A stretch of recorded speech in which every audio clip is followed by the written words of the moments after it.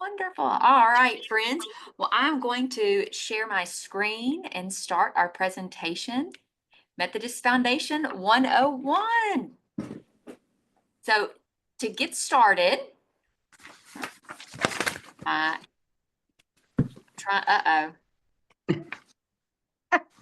we're definitely going to have to edit this out. Oh, there we, no. Okay. My mouse did not want to progress the slides.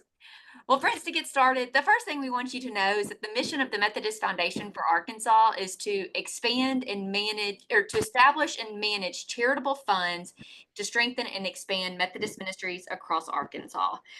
We've worked really hard on refining that mission statement so that it encapsulates as much of what we do in our work.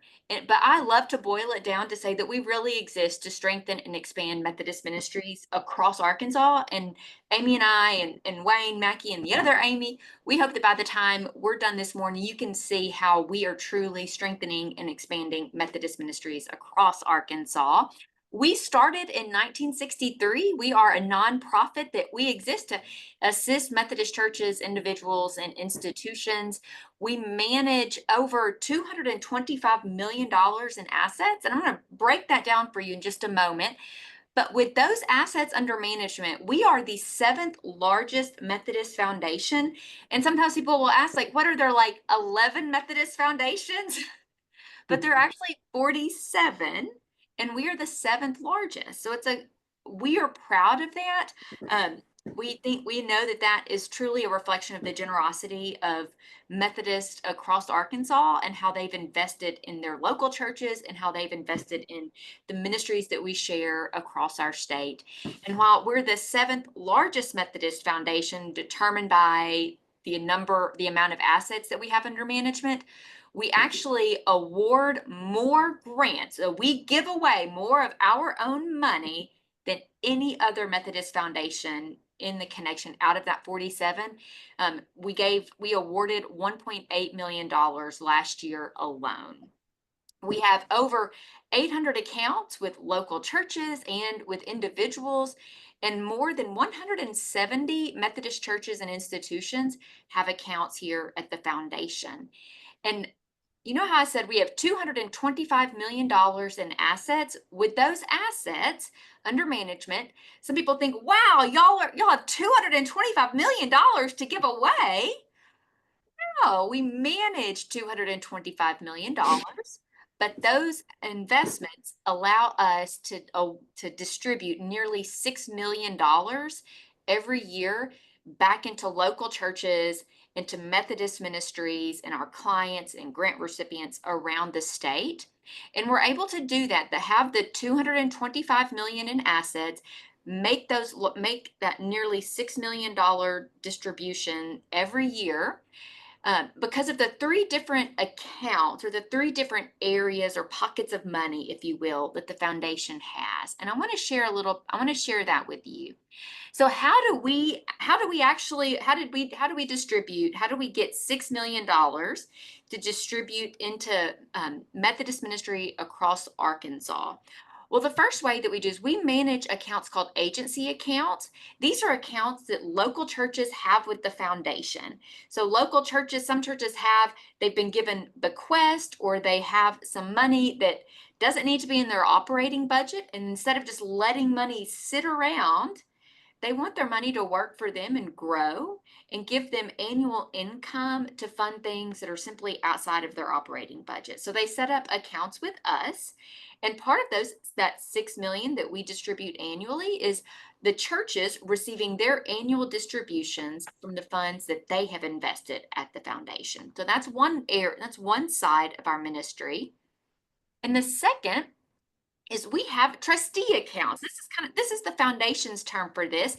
These are accounts that we manage, that there are individuals who have given a gift to the foundation, but they've designated that gift to benefit their local church or their beloved Methodist ministry in perpetuity. So they've set up an endowment to benefit First United Methodist Church of their hometown. We manage that, and then every year, we send a distribution to that church following that donor's instructions. And it's actually an exciting day in our office because today we will be signing checks totaling over $1 million and sending them out to local churches who benefit from these trustee accounts.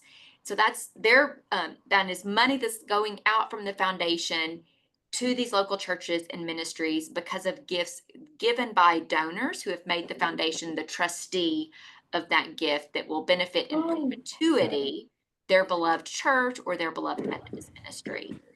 And then directly connected to that trustee account is what we call our MFA accounts. Mackie is on here, and Reverend Mackie Yoakum, he is our Director of Leadership Ministries, and as he said, he oversees our Thriving Grant Ministry. There are several accounts that we have from individuals who have given to the foundation to benefit the ministries and the work, the priorities of the foundation. And so we have our own pocket of money that becomes the money that we can award with our grants every year, that $1.8 million. We've made this slide to show the overlap of all these accounts, and also to give you the visual that it takes all three of these accounts for the Methodist Foundation to have the incredible impact that we have in Methodism across Arkansas. But it's because churches have trusted us with their agency accounts that then individuals hear about us to trust us with their endowments to benefit their beloved ministries.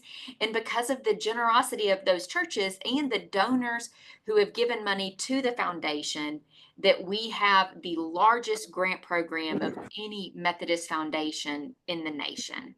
So we're trying to really help to make it clear how that $225 million under management becomes the $6 million that we distribute annually, and how that is helping local churches, how that's helping Methodist ministries, and how it's driving the foundation, or the mission of the Methodist Foundation to truly strengthen and expand Methodist ministries across Arkansas. I'm going to turn it over to Amy now. Any questions before we move on? All right, Amy. All right, thank you, Lynn. Well, as we just heard, we currently have over 800 accounts, and more than 170 churches and institutions do invest their funds with the foundation. And as Lynn mentioned, the amount of money that we manage, and you may be wondering, well, how do you manage that? So I am so glad y'all are all wondering that, because that's what we're going over next. So you see on this slide, there are 4 different ways that you can invest with the foundation. And what the staff likes to do is to visit with the churches or the institutions that have made this decision to invest with us, to really figure out what the best investment pool is for them, depending on what they're really looking to get out of their investment with us. So you see there the money market. Now, this is really beneficial if it's going to be a short-term investment. If you need to have access to that money within a year or so, this is probably something that you want to look into. And it is, some of the positives of it is it is, FDIC insured. And like I said, you have access, and it's good for a short-term investment. You see the current rate of return there is 3.63, and then obviously that will, has opportunity to fluctuate, but that is the current rate of return. Now, if that is not what churches are looking for, we do have 3 different investment pools. And the blended investment pool is our most popular one, because it is exactly like it sounds. It is a nice blend of investments, a balance of stocks and bonds, where 65% of that is in equity and 35% is in fixed income. So it gives you a little bit of risk, but then also, has those investment, the fixed income as well. So, and you can see there the 12-year average rate of return in that pool is just a little under 7% at 6.9%. Now, the next investment pool is the growth investment pool. And as its name suggests, it has lots of opportunities for growth. So this is our most aggressive pool. where we invest mostly in stock. And so again, you see there that rate of return, as you would imagine, would be greater. And it's the 12-year average there is 9.4%. And then our most conservative pool is the income investment pool, which is invested mostly in bonds. And the 12-year average rate of return there is 4.6%. Now, we know that you may want to start out in one pool. You may decide that you want to leave it in for longer term and want to really adjust the investment strategy. So what we like to do at the foundation is actually have what we call account reviews. And so every year we like to check in and set up a time to come visit with you and your finance team, or whoever you would like to hear the presentation, and really make sure that we're doing what you want us to do with your fund. So we do have lots of opportunities. And again, as far as the investment pools, depending on the investment strategy they all are looking for and that you're most comfortable with. Now, before we move slides, Lynn, I just wanted to also mention,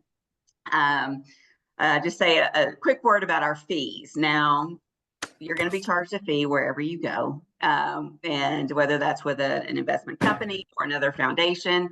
But the fees at the Methodist Foundation for Arkansas, one, they're very competitive, and then two, it's what we do with our fees that I think really kind of sets us apart from other investment companies. So I mentioned that our fees are competitive. We start at 65 basis points, which is 0.65%. Now it's on a sliding scale, so the more you invest with us, the lower your fee is. So for every $250,000 that is invested, it goes down 5 basis points. Now our lowest fee that we charge is 45 basis points. So that's for anything over $1 million in investment. So very competitive fees. And but what we do with those fees, as I mentioned, I think is a little different from other companies or even other foundations. We reinvest those fees, and the money that is made through those investments is what allows us, the foundation, to do like Lynn, before everyone got on, we were talking about our Planning a Legacy presentation. It allows us to go to churches and offer this presentation free of charge, and allows us, we're going to talk in a little bit about some of the other things that we're doing as far as not only our grants, but then also our like our seminary scholars and some of the trips that we're able to provide for our Methodist communities. So you can rest assured that it's not going to pay my bonus because, well, I don't get bonuses, Wayne. But it does go to, expand those Methodist ministries that we have been talking about. So you really kind of get your biggest bang for your buck. And All right. Amy, I'm gonna Yes, piggyback really quick. Amy's mentioned the rates of return for each of these pools. And Ainge, you mentioned our fees. These rates of returns are net of fees. So this is, the fees have been taken out and we're still seeing this level of performance. Thank you for clarifying that. Appreciate it. All right. Now, we do not do our own investments. We do work with a company called WestPath. And a lot of this name is recognized by a lot of our clergy because WestPath also manages the retirement and pension plans for all United Methodist clergy. So you can see a little bit of information here about WestPath. They are an agency of the United Methodist Church that was founded back in 1908. They currently have almost 26 billion in assets under management with more than 150 institutional clients. So we have been working with them and being longtime investors with them. And they have, as you can tell from our rate of returns that we talked about, has been very successful for us. Now you can go ahead and go to the next slide, please. And so one reason we like to work with WestPath is because they work with they use a book of discipline in their to guide their investing and their investment strategies. And that means that there are some stocks and some industries in which they're not going to invest. And you can see six of those here. I think they're pretty self-explanatory, but just to make sure, they do not invest in companies with alcohol, tobacco, pornography, gambling, private. Oh, see now, Wayne. Now that we've changed the thing, Private prison. private prisons, no, but I'm talking about the tank. Military. No. Military. Thank you. I was missing the syringe. It used to look like a syringe. It's not though. Sorry about that. I messed you up. That's all right. No, it's all good. It's all good. Again, keeping me on my toes. So that's why I don't get a bonus.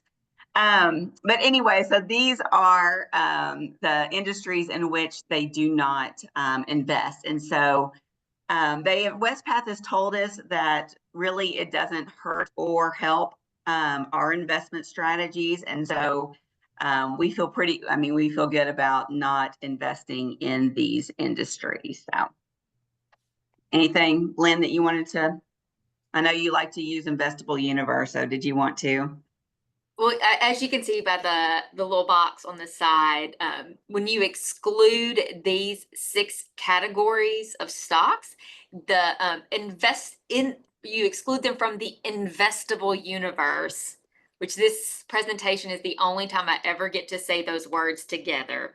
You can see that they only account for some 2.8% of US stocks and 3.3% of international stocks. So that's a little bit of commentary as to how it neither helps nor hurts. And thank you, Amy, for letting me say investable universe today. I'm here for you, girl. All right, next one.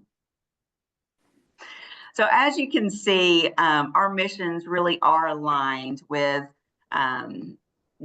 the upholding the guiding principles of the United Methodist Church, supporting the continued mission of the United Methodist Church, and really fulfilling ministry with a secure financial future. So we really like the partnerships that we have with both Westpath and then our local churches and institutions and organizations with whom we work. All right, Lynn, I'm going to pass it back over to you. Before we get started, are there any questions for Amy in regard to our investments? All right, well, let's keep this fun going and share more about how we differ from others. Amy's mentioned, one of the greatest ways that we differ is that as a Methodist Foundation, our investments reflect the values that we have as Methodist, but also our fees reflects the values that we have as Methodist as well. Amy said anywhere you invest, you're going to pay fees. When you invest at the Methodist Foundation, there is an additional beneficiary in all of the accounts that we have, and that beneficiary truly is Methodist Ministries, or truly are Methodist Ministries across Arkansas, because the fees that the dollars that are generated by the fees that we receive for our work at the Methodist Foundation, they go into funding our possibilities, or giving us resources for ministry, resources of having the staff to, as Amy said, go and lead estate planning programs, to lead other types of free continuing education programs for laity and clergy. Income, profit over a certain point at the Methodist Foundation, those fees, once we've made so much money to cover our operating budget and some for our safekeepings, that profit goes into our grant ministry, which actually becomes money that's going to go out the door to fund ministries across Arkansas. So when you're investing at the Methodist Foundation, not only are you helping your local church or beloved ministry, but you're also playing a part in the grant ministry of the foundation. And last year, we awarded 188 grants, together totaling more than $1.8 million. Looking back since 2010, we have awarded nearly $16 million strengthening and expanding Methodist ministries across Arkansas. We are most proud of this, and this is truly how all of those circles that we shared early on come together in this work that we are able to do that really sets us apart, not only from other Methodist foundations, but across from other investment opportunities that churches and individuals have.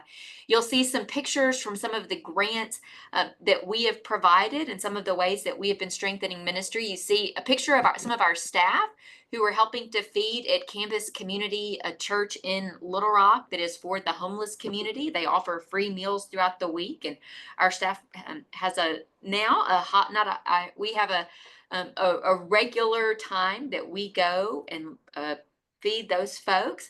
Now, bottom left, that is a recent mission trip that Reverend Yoakum helped to put together for our college students across Arkansas. The Wesley Foundations gathered together and went to Epworth by the Sea at St. Simon's Island in Georgia and did various mission projects there.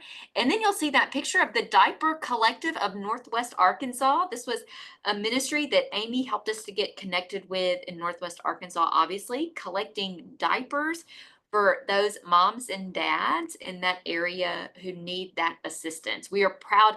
These are ministries that are Methodist, and they are ministries that Methodists value. And we are we're so grateful that because of the generosity and the trust that churches and individuals have with us, we're able to have this impact with our grant ministry.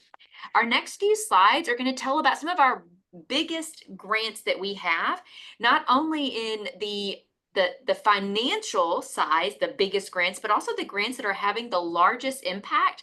I'm really excited to share about our seminary scholarship. This grant is unlike any other grant in Methodism across the country. We have the largest seminary scholarship. We award annually 3 full paid seminary scholarships to students who are going to a United Methodist seminary and are committing to come and serving in the Arkansas Annual Conference upon graduation. I received this scholarship a few years ago to attend the United Methodist Seminary of my choice. And that's how my relationship with the foundation began. When I got to seminary, I realized I kind of took it for granted that I had a foundation back in my home state that was paying my bills, paying my seminary tuition. And I learned that not many conferences were able to offer this kind of scholarship to their students. This scholarship is $22,000 a year, and elders and deacons can apply for it. And for every 1 year that the foundation pays, it's a scholarship, but it's a service loan. For every 1 year that the foundation pays, that student agrees to come and serve in Arkansas for 2 years. So this is a huge asset to the annual conference and the ministers that are able to go and receive a quality seminary education, and also to these students who are able to answer their call into ministry without taking on a huge burden of debt. We currently have 42 ministers who are serving across the conference who have received this scholarship. And starting in this fall, we had 6 who were in seminary. That was 4 elders and 2 deacons. So every year we're opening up that application to accept up to 3. So we can have up to 9 at one point in United Methodist seminaries across the country. So if you know a person who's answering a call into ministry, please send them our way. We would love to have a conversation with them to see how we can make seminary a more affordable option for them, and also how we can get them to commit to coming back to serve and to be in ministry in the Arkansas Annual Conference. And once they get home from seminary, we're not done offering opportunities. One of another really exciting grant that we have right now is our international, the Clergy Growth and Renewal Fund. This fund wanted to invest in clergy, acknowledging that after the pandemic and after all that our nation has been through in the past few years, our clergy were tired and we were seeing effects of that burnout. And we wanted to find ways that we could pour back into the clergy of our conference. And one of the coolest things that this this growth and renewal fund has established is our international cohorts. We believe that if pastors have the opportunity to travel to the places where scripture was written, where scripture comes alive, and places that are important to our faith as Methodists, that it will not only renew them, but it will also invigorate and renew their preaching and teaching. So we have a cycle of cohorts. It began in 23 with a cohort to Israel to visit the Holy Land. Last year, Reverend Clark took a group to England for a Wesley Heritage Tour. And in just a couple of weeks, I'll be leading a group to Greece and Turkey for a Journeys of Paul cohort. Because we believe that if pastors go and stand in these places and learn and study scripture in the very places where these events were taking place, that that's going to be a gift and a blessing to their congregations when they come home and they stand in the pulpit and they want to talk about the resurrection of Jesus, and they can tell more about here's what it was like in Jerusalem, when they can tell the story of the psalm and yea though I walk through the valley of the shadow of death, and they have in their mind the valley that was coming to mind for the psalmist as the psalmist wrote that passage. If they can go and visit the places that were important to John Wesley and to see to align those with the moments of impact in his ministry, the excitement that comes alive for them that'll catch when they preach and when they teach these moments. So we're very proud of our international cohorts. And another opportunity for clergy is the Compelling Preaching Initiative. This is a program that we are able to lead thanks to a grant that we received from the Lilly Endowment. The Lilly Endowment was interested in investing in preachers in the act of preaching. So we put together a continuing ed opportunity to help pastors lean more into creative and bold preaching. We currently have 2 cohorts. Are just starting our second cohort. This is a 5-year program. It'll have 4 cohorts. And this is going to strengthen preachers across our connection, which is great for those preachers, but the real benefit is going to be in the local churches that they serve. This initiative is being led for us by Reverend J.J. Whitney. Many know J.J. from her work at Hendricks, and she has a particular gift of helping pastors clarify their preaching voice. Turn it to Amy. Right. Well, not only are we providing opportunities for those who are wanting to go to seminary and those who are wanting to further enrichment by going on these international, see the need and the opportunity to help those who are just starting out in their educational track. And so a couple of years ago, the Hope Scholarship was established. 2 anonymous donors really wanted to establish this scholarship in order to help students that may not be able to attend college otherwise without this scholarship.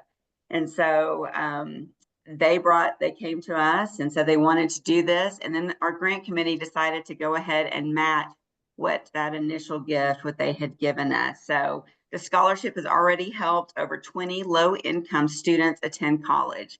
And we do get, as part of the scholarship, we ask the students to, give us some feedback. And so I'm just going to read a couple of their quotes, but many noted that they would not have been able to attend college without it, and that the scholarship changed my life and my family's life.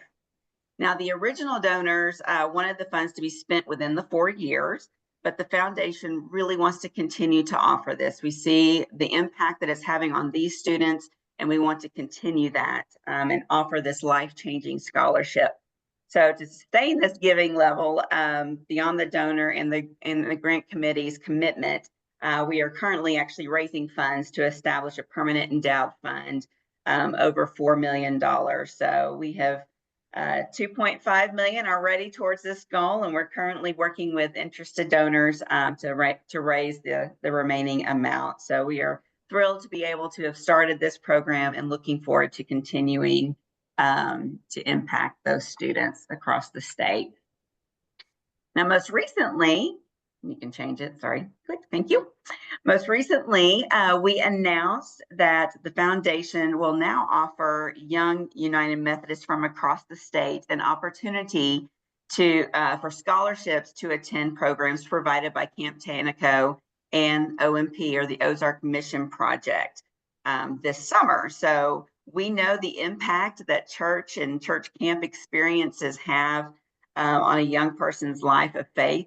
And most of our staff, including me, have so many fond memories of camps that I attended, and so many connections that I have actually continued and have reconnected with since being in this position. So we know how important it is in a young person's life. So this is the first time that we have had the grant money to help assist students and young people attend these camps. So we want to make these church camps more accessible to these kids and families. So if you know of anyone who might be interested, please visit our website, and it has more information regarding that and how students can apply for these scholarships.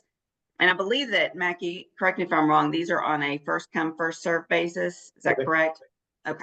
So it's important that they go ahead and get out there and apply for those scholarships.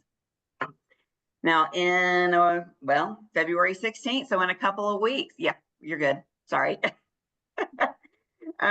We are going to be leading a group of laity to on our Sager Brown mission trip. And so again, not only do we provide learning experiences and mission experiences to clergy, but we feel like it's just as important to offer trips and opportunities for laity as well. So this one, as I mentioned, is coming up in a couple of weeks, and it's a mission trip for 50 lay persons to go to Sager Brown Umpqua Distribution Center in Louisiana. It's a week-long excursion that Mackie, you're leading, correct? Along with Kathy Hall. And Kathy Hall of our office, thank you. And they're going to involve assisting and organizing and distributing donated supplies for emergency assistance in the South Central area of the United States. And of course, as we all know, our country has been hit especially hard this year with tornadoes and hurricanes and fires and things like that. So for Sager Brown to have the supplies needed when these emergencies arise is so important. So but participants who attend are asked to pay a minimal fee. I think just $20 plus transport, their own way of getting down there, but the foundation providing the rest of the cost. And again, just to kind of tie it back into, it all goes back to those partnerships with our church clients, and that's how we're able to provide these sorts of assistance is through those fees. So, all right. Now, something else that just happened in the last year that we're super excited about is these feeding ministry hubs. And again, this is a Mackie brainchild, so I feel kind of bad that I'm taking your glory here, but I'll give you total props. This is something that we started again in the last year. And it's known that Arkansas has the highest percentage of population with food insecurity of all the 50 states in the union. Now, the highest level of food insecurity in Arkansas is along the southern border. One county in extreme southern Arkansas is in the top 10 of all the counties in the nation.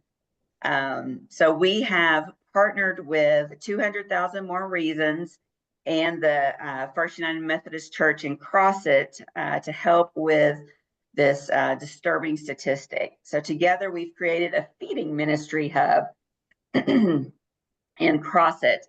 And the project in Crossett has space and will build upon a very successful and efficient existing food pantry that they've already have had. They currently serve approximately 250 families each month.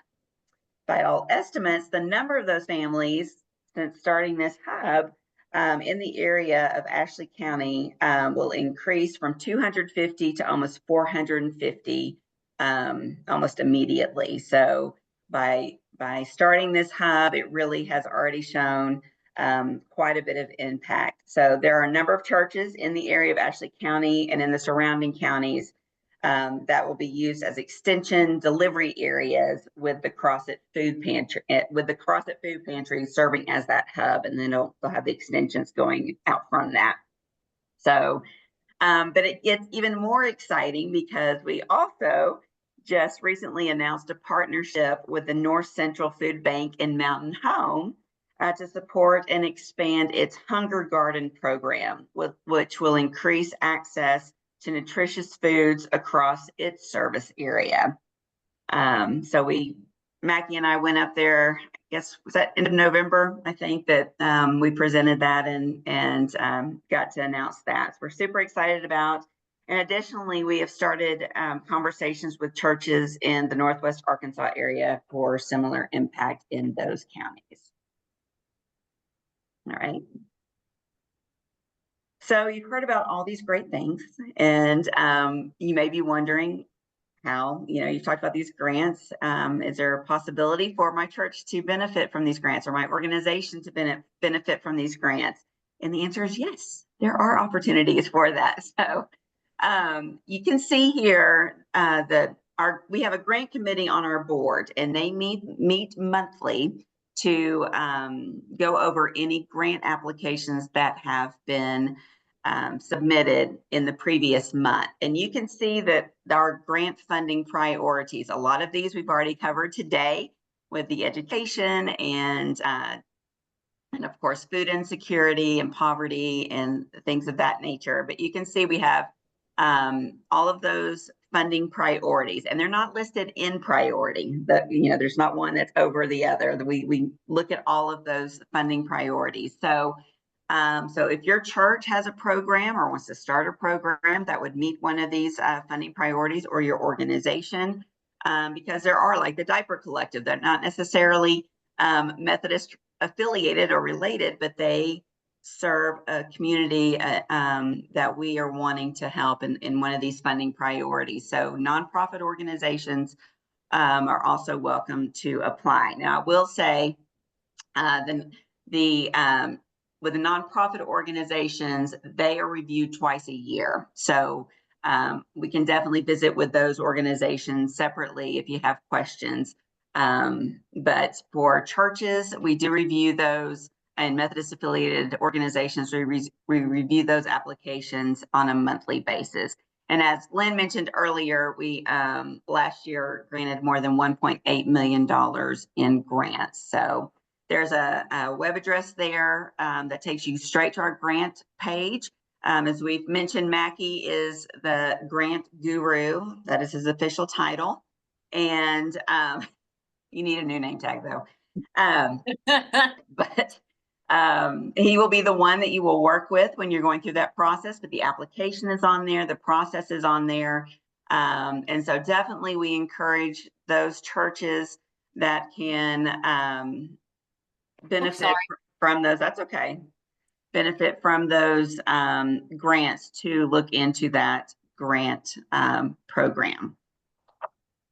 All right, Lynn, I think it's back to you. I was actually trying to rename Mackie on Zoom Grant Guru, but then my typing messed up the slide presentation. So that's what I get. That's all right. I appreciate it. Well, friends, there are more ways that we can partner with your church, carrying on this theme that Amy has said of what sets us apart. And again, the dollars that are generated by our fees give us the ability to offer additional free services to Methodists across Arkansas. So we have services that are our proven investment options, but we also offer complimentary and free financial and retirement workshops for clergy and lay folks. Coming up in March, Mackie has a pre-retirement seminar being planned for or pastors who are within 5 years of retirement so that they can be thinking through critical questions and situations surrounding retirement, preparing them for that. That's a free event that we will host for those retirees. And I also like to mention, when we host that event, we also take them to a nice meal and we try to shower them with our gratitude for their years of service and ministry. So it's kind of a twofer for us to get to give them a continuing ed opportunity, preparing them for their next stage of life, but also the opportunity for us to express gratitude for all that they have given Arkansas Methodism in their ministry. We also provide free estate planning programs and we'll have conversations with individuals. We were talking earlier about this. I was talking with Betty from Sheridan. I was just in Sheridan at FUMC this past Sunday leading a Planning a Legacy program. This is our new, I say new, it's a couple of years old now. It's our estate planning program that we offer completely free for any Methodist church. It's a 90-minute program, and because it's 90 minutes, it's 90 minutes because this includes a meal. We say, if you're going to come and listen to us, we want to We're gonna feed you. Yeah. We're going to feed you. So we pay for the meal, and we come and we bring this program and we give information and materials to the participants. And we look at estate planning very holistically because we know that estate planning isn't just about your money. A lot of people think that estate planning is only for ultra wealthy people, but we know that estate planning is not just your property, but it's about your person. So we take participants through this holistic approach, including important appointments that you will make or positions that you will ask people to serve in your estate plans. And we also talk about important estate planning documents and other ways that you can plan your legacy, including how you can be generous with your church, your funeral plans as well. So we look at estate planning more than just your will and your trust, and more than just your property, but other important decisions that surround that as well. Other resources that we provide or other services that we provide at the foundation, we offer ways to help people be really creative with their stewardship, to help them be even more generous with the resources that they have. And this is one of those giving tools that we offer. It's called a charitable gift annuity. This is a life income gift. We always talk about these when we do estate planning because we want folks to know how they can be really creative with the resources they have and benefit their local church. A life income gift is for folks who have amount over $10,000 that they know in their estate they'd like to give to their church, but they also know I still need income off of that gift in my lifetime. So we encourage folks to make a life income gift. I'm going to talk about a charitable gift annuity. This has been prepared. These are actual numbers prepared for a random donor named Susanna Wesley. She is 70 years old. She is single. So this is a one life charitable gift annuity. And Susanna Wesley has $25,000 that she knows she wants to leave to her church, but she also knows she needs income off of that for the rest of her life. So Mrs. Wesley makes a $25,000 gift to the Methodist Foundation, and she receives a tax deduction, a tax deduction for $9,674 in the year that she made the gift. Now, maybe you're wondering, well, she gave $25,000. Why is she only getting a deduction of $9,674? Well, that's because for the rest of her life, she is going to receive an annuity of 6.3%. This means that the foundation is going to send Mrs. Wesley $1,500 every year. We can do it annually, quarterly, or even monthly.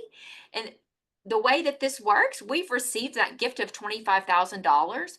We have invested it, and we are going to pay her that annuity for the rest of her life, no matter what.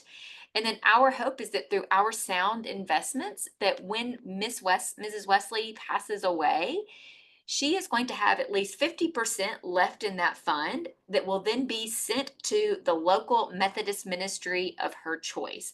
So she was able to make a life income gift that she's made a gift to the Methodist ministry of her choice, but she's received income from that in her life.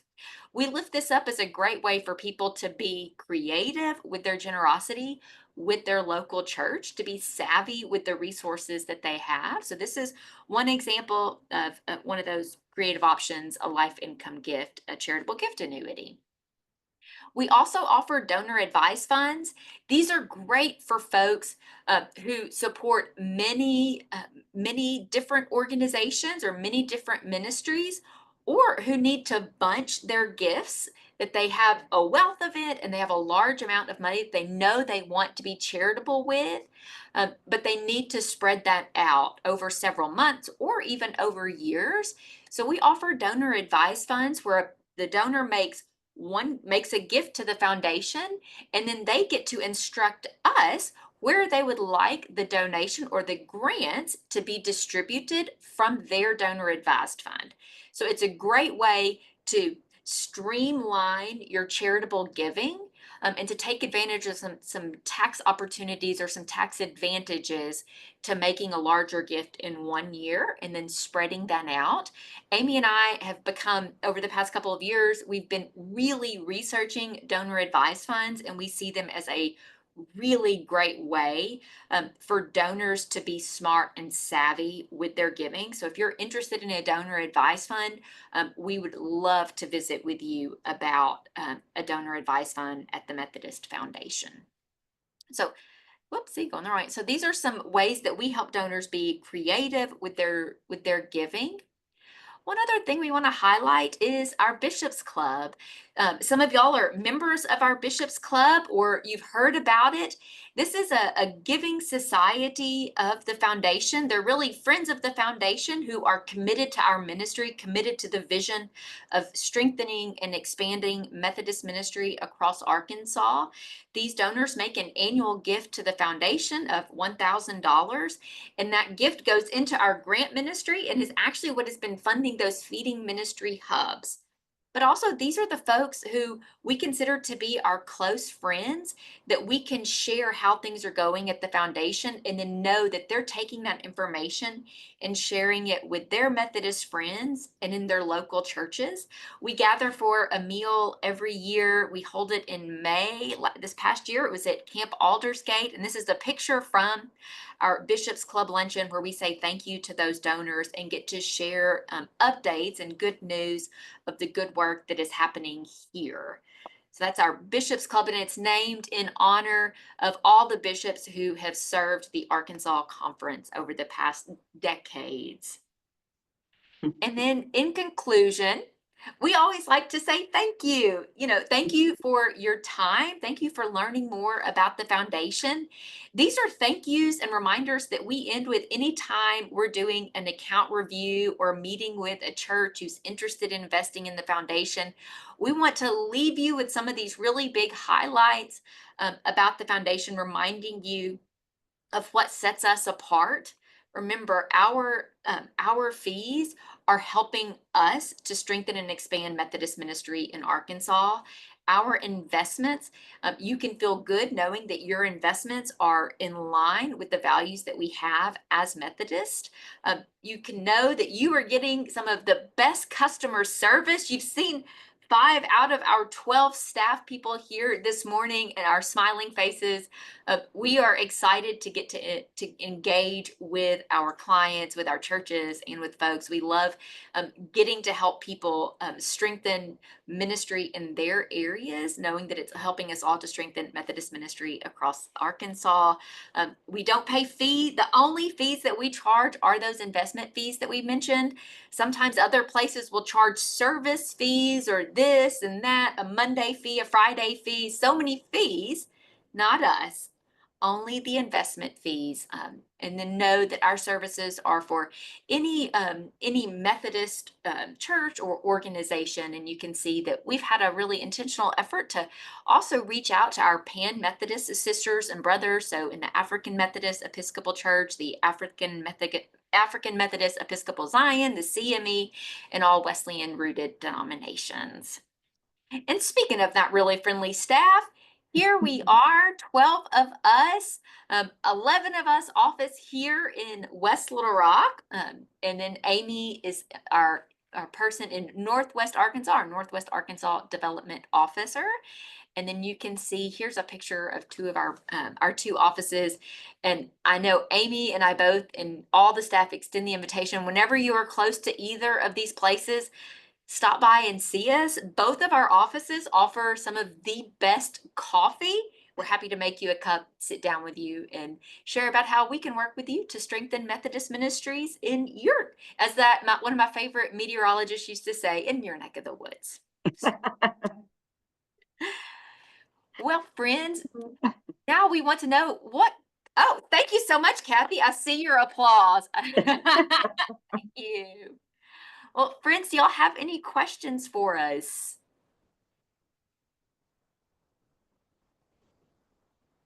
Morning, everybody. Harville. Hey, good morning. How y'all doing? Hi, Harville. I know you from Hey. Hendricks. Yes. Yes, Amy, it's been years. Good to see you. Yeah, it's good to see you. Reverend Clark as well. All my Yeah. old friends from Hendricks. Yeah. Just want to thank you for letting me attend today. Definitely very informative, Lynn and Amy and everyone that presented. I was fortunate enough to attend a meeting that the city of Little Rock had there. It was hosted there last year.